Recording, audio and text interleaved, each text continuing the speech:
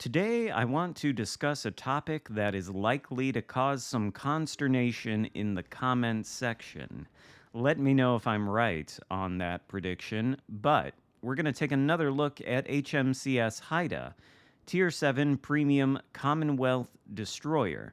And specifically, I want to talk about the commander situation as it relates to what we could call the Commonwealth line. It's not a true line, it's a series of disparate premiums, 75% of which are cruisers. We have the Mysore and the Perth at Tier 5, and then we've got the Brisbane at Legendary Tier for the cruisers. And then we've got Haida, a Tier 7 Premium Destroyer. Now, the commander situation for the Commonwealth ships is limited. There are only two choices. One is the commander that I've got at the helm of Haida for this match. It's Leonard Murray, the Universal Commander, and I want to get into his skill tree here shortly, but here's the build I'm running on the Haida with Murray. It certainly doesn't hurt the ship, but it doesn't go as far to improve the ship as a dedicated destroyer class commander would. And I'll give you my suggestion for the kind of commander I would like to see for the Haida in a little bit. But the other choice for Commonwealth commanders is Harold Farncomb, who's a dedicated cruiser commander.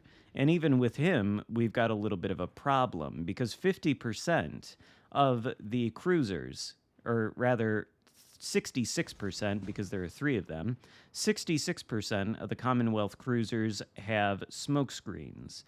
Brisbane, which represents the other 33%, does not. And Harold Farncomb's base trait specifically affects cruiser smokescreen parameters. It reduces the detectability of the cruiser while firing inside smoke or something along those lines. In addition to that, it also buffs the main battery reload time by a small percentage, so it's not like it's completely useless for the Brisbane, but because the Brisbane doesn't have smokescreen, it cannot take full advantage of Farncomb's skill tree.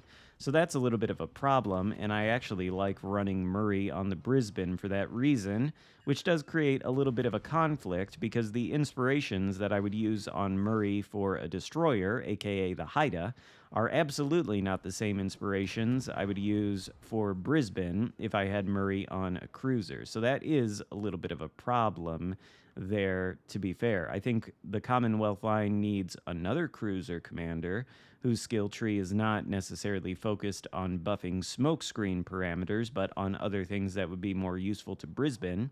And then we need a dedicated destroyer commander for the Haida. But as far as Murray, well, what do you get with him? Here's the build again for a reminder. I'm going to go write down his list of skills, and we're going to talk about them and what they do for the destroyer. So, to begin with, Murray's base trait is called Part of Something Bigger. It buffs the HP of the ship by a certain percentage, a small percentage in this case, 2.8, with Murray at rank 12, Legendary 2. And then it also buffs the movement speed of the ship by 1.05. Both of these are good things for a destroyer. More HP is always welcome. More movement speed on what is essentially a British destroyer, which are known for having a rather pedestrian top speed, that is also useful. Then we go to the tree of skills, let's call it, and in the first row we've got Burn It Down XXL, which buffs the HE fire chance by 2%. Again, quite useful for a ship like this with fairly fast firing guns and an already good fire chance to begin with. We could also use Contact is Imminent, which buffs the torpedo speed, but we've only got 4 of them, so that's probably not all that useful. And then there's No Fly Zone, which Murray also offers in the first row, buffs the AA damage, which, well, there's no CV in this game, so that would be completely useless to us. And even if there were, it kind of doesn't matter how many planes you shoot down, because the CV can just field unlimited planes with no penalty these days. Then, in the second row of skills, we've got Look at Me Now, which reduces the C detectability range by 6%. Look at Me Now is a skill that is often available on dedicated destroyer commanders, including Vian, who I'm going to show you in a little bit, as sort of a suggestion for how we would design a commander to be used on Haida. But if we didn't use Look at Me Now, we could use Crisscross. That'd be useless here because all it does is buff the turret traverse speed, and Haida is not in need of that. Or we could use Before It's Too Late, which increases the distance at which we spot enemy torpedoes. Again, pretty useless considering we have a sonar. In the third row of skills, we've got Velocious, which buffs our movement speed, over Back in Stock, which reduces torpedo reload time. Again, with 4 torpedoes, maybe not the best thing. Although in this match, we are going to hit a surprising number of torpedoes, to be fair. But then the other skill is on Second Thought, which reduces the main battery reload time if all shells are loaded. Once again, fairly useless for a destroyer. And then finally, in the fourth row of skills, we got Reaching Out XXL, which buffs the main battery gun range a little bit. We could use Smoke on the Water, certainly, which buffs the deployment time of the smoke screen. And we do have the unique rolling smoke screen in the Haida, which, as you can see, does last for over a minute and 20 seconds, and that's good. But buffing it certainly wouldn't hurt. I just don't think it's very necessary. And then finally, in Murray's last row of skills, we could also use Steer Clear, which buffs the rudder shift time and the steering gear repair time. But in Murray's legendary row of skills, we've got Unstoppable, one of the only skills that I think is essentially mandatory for destroyers, because it allows you to continue moving even if your engine has been knocked out, or your rudder too, I think. And that is, well, that's very necessary in a destroyer, because if you find yourself in a situation where you're spotted by the enemy team, and then somebody hits you with an HE shell and takes out your engine or rudder and then renders you dead in the water, you're probably going to sink to the bottom of the sea shortly after that if you cannot maneuver and try to get away.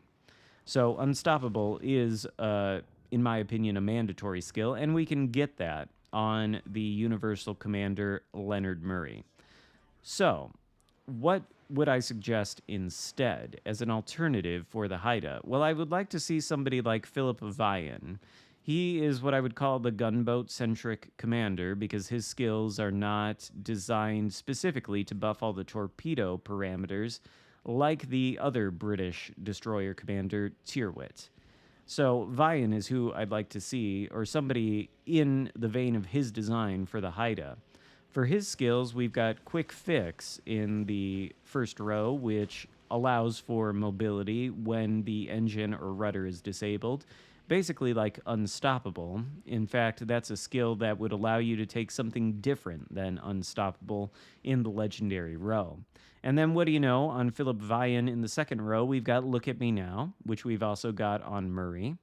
And finally, or not finally, in the third row of skills, we've got Perceptive on Vian, which does show us the indicator of the nearest enemy ship, the RPF indicator, I like to call it. Certainly a useful skill for any destroyer, and one that a lot of players regard as one of the most powerful skills in the game. I'm not sure I share that opinion, but it's certainly useful. And then finally, in Vian's fourth row, we've got Sidestep, which buffs the main battery range and increases incoming enemy fire dispersion at the expense of a nerf to rudder shift time. So something like Vian is who I'd like to see for the Commonwealth.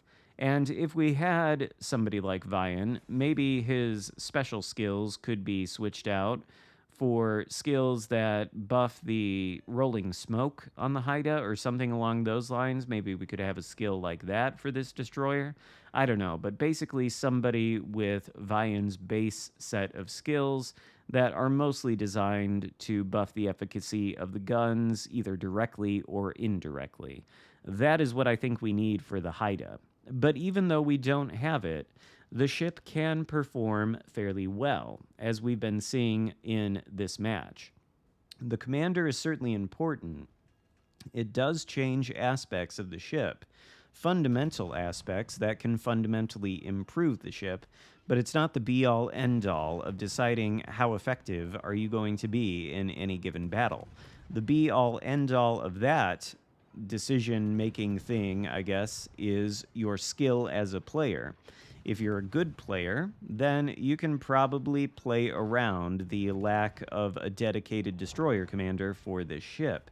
If you're not so good, well, it's really not going to help you all that much whether you have a dedicated destroyer commander or whether you're using somebody like Murray. Because his skills, again, they don't hurt the ship, they do buff it, they just don't buff the aspects that you might most want to buff in a destroyer like this. So I think ultimately what we have with HMCS Haida is a ship that is good in its own right, but a ship that is held back from its fullest potential by the lack of no dedicated destroyer commander. Still, though, you can have a good result in it, as you see in this game.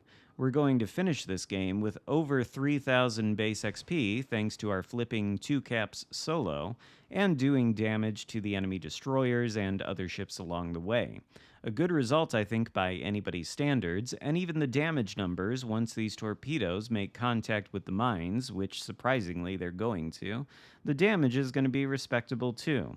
So, this footage, this match, which I played on stream some time ago, this alone should serve as proof that good games are possible in this vessel, or really in any ship without the optimal commander solution. It reminds me a little bit of the Atlantico, which was released some months ago also without a dedicated battleship commander, and at the time I thought the ship performed just fine, even in spite of that. Now that we do have a dedicated battleship commander for the Atlantico, that ship is actually fantastic. And I think a similar situation might happen with the Haida when they finally do add a dedicated Commonwealth destroyer commander, which I'm sure they will. It just might take them a really long time. Who knows? So the fact that there isn't one now, yes, it is disappointing. It is frustrating. It shouldn't be the case. They should have released the ship with a dedicated destroyer commander, but the fact that they didn't is not necessarily the end of the world. I would understand if you didn't want to buy the ship because of that aspect, and there is no guarantee that there will ever be a dedicated destroyer commander. I'm just hypothesizing that there will because I feel like there has to be at some point, but there's no guarantee, and there's no ETA on when that will actually happen.